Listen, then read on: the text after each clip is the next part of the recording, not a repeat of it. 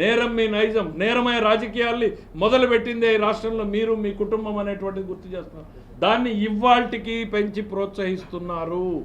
బాబాయ్ హత్యలోనూ లేకపోతే నారాసుర రక్త చరిత్ర అని చేశారు. చంపింది మీకు సంబంధించిన వ్యక్తులు అనేటువంటిది మీ చెల్లెలు చెప్తా ఉంది. మీ తాత మర్డర్ కేసులో ఇవాళ మాకు సంబంధం ఉంది అనేటువంటిది ఆయన పార్థసారథి రెడ్డి గారు చాలా స్పష్టంగా ఆ రోజు జరిగినటువంటి సంఘటనలు ఏంటి అనేటువంటి చెప్పారు. సొంత పార్టీ మీరు చెప్పారు రిలయన్స్కి సంబంధం ఉంది అని. మీ నాయకులు మొత్తం రిలయన్స్ షోరూమ్లన్నీ తగలబెట్టారు. మీరు అధికారంలోకి రాగానే ఆ కేసులన్నీ తీసేశారు. ఆ రిలయన్స్కి మీరు పార్లమెంట్ సభ్యులు ఇచ్చారు. కానీ ఈరోజు మళ్ళీనేమో చంద్రబాబు నాయుడు గారు హస్తం ఉందేమో అనేటువంటిది మాట్లాడతారు.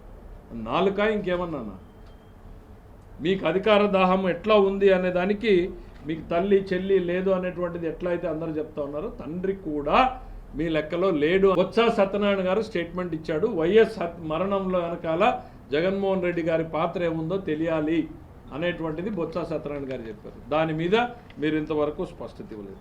అసలు రాజశేఖర రెడ్డిని ముద్దాయి చేసింది ఎవరు? తెలుగుదేశం పార్టీనా, కాంగ్రెస్ పార్టీనా?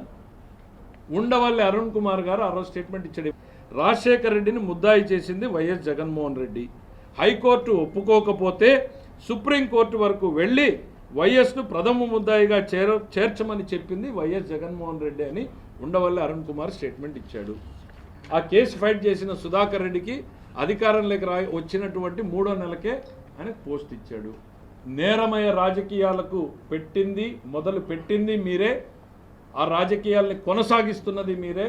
ఉద్యోగాలు ఇవ్వడానికి కోసం చంద్రబాబు నాయుడు గారు ఒకవైపు తపన పడితే పరిశ్రమల్ని తరిపేయడం కోసం తన లాభం కోసం పనిచేసేటువంటి వ్యక్తి జగన్మోహన్ రెడ్డి గారు. గొడ్డలి పార్టీ సమాజానికి హానికరం, గొడ్డలి పార్టీ నెవర్ అగైన్ అనేటువంటిది ప్రతి ఒక్కరూ కూడా గుర్తుపెట్టుకోవాలని చెప్పి కోరుతా ఉన్నాను.